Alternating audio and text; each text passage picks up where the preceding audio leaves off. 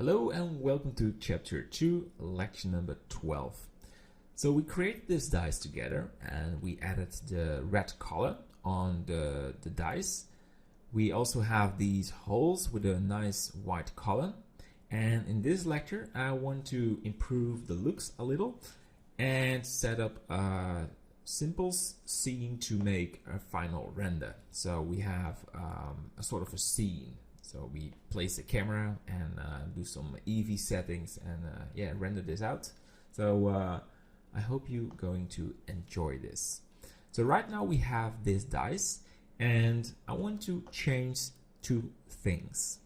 That's the roughness. Right now it's, to me it's too rough, so I want to make it more shiny.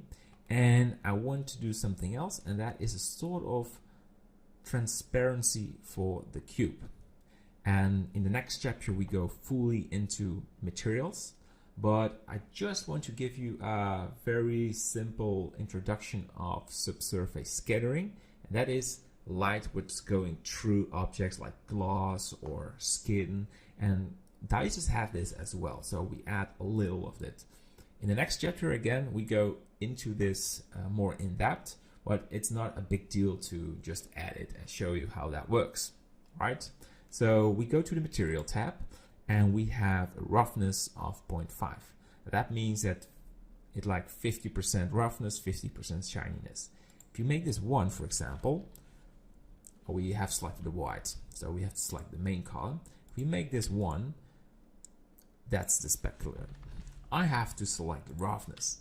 Like, there's totally no shiny effect on the dice. It's very soft, so I don't know what kind of material this has, but it's very rough. If you make this 0, you have to select the roughness. It's a sort of a mirror, so it's reflecting everything around the dice. So if I make this sort of 0.15, of course I tried some values. I think this is pretty close to what I'd like to achieve. But I also mentioned about the subsurface scattering. In fact, all materials have a little of it, and I think it's good to add it to your object. It's not really fancy, but just very interesting to add to achieve realism in your scene. So you have this subsurface color, and it's now set to white. Let's pick a different color. We have a red dice. We have a red dice, so we pick a red color. And now we change the value, let's say 0.3. So nothing really visible changed. Let's say if you make this 1, now it's really softened again. But if you make this 0.3, it still has shininess and a sort of little transparency. And you can play between values of 0.2 or 0.3, and I think to make it a little visible, I think 0.3 will do a great job. So we have this dice, and I want to make a small scene. So for this, I go to the edit mode, I select all the vertices, and I scale this a little, like so. This is not really something I have in mind of scale, but just make it smaller. Yes. And we're going to make duplication. So I want 2 more extra dices. So we go to the front view and I want to enable snapping tool and the rotation enabled to have an exact 90% of snapping of rotation. So we press Shift D, we move this and rotate it, R, Z, and rotate it again. So we do it one more time, Shift D, put it right there. No problem, there is more and less space between these because we're going to change them anyway. And we're going to rotate it again. Something like this. Yes, it's still 5. I was not quite sure if I moved that. So we have 3 dices, and I think the subsurface should be 2 because it feels like a little bit too skinny, like skin material. But yeah. The next thing we're going to do is scale this main floor plane. We go to edit mode and scale it. All right. And keep in mind that when you do scaling, you do this in edit mode. You're not going to do this in object mode because you lose the right dimensions, and that will be problematic when you go to UV unwrap. We're going to talk about this in the next chapter, but if you change the values, the scale in object mode, you will lose it. So everything must be done in edit mode. If you do it anyway, for example, for this plane, we scaled a bit more, and I will show you in the object tab. You can now see the scaling is weird. So you press Ctrl A, rotation and scale, and it's back to 1. And that's exactly how I want it. All right, we're going to do one more thing before we end this lecture, and that is changing the color and putting the camera in the right position. So we select the middle dice, we go to the material tab, and I want to change this color to green.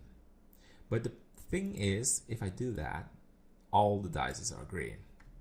So you can avoid that by pressing this 3, because this is the third or the second duplication. So you can see that if you press it, it's going to be a main color. Well, this will be the green one. So we call this green and change the color to green. So pick the color you like, what fits in your taste. I think this is a good color. And we select this one as well, and we call this blue. And change the color as well to blue. This is purple.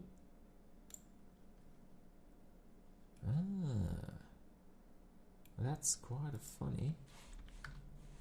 Because we have a subsurface, it changes the color. That's pretty interesting. And that shows the subsurface is a little too much. So we should change this to the right value. Good. Let's make all the ones 0.1.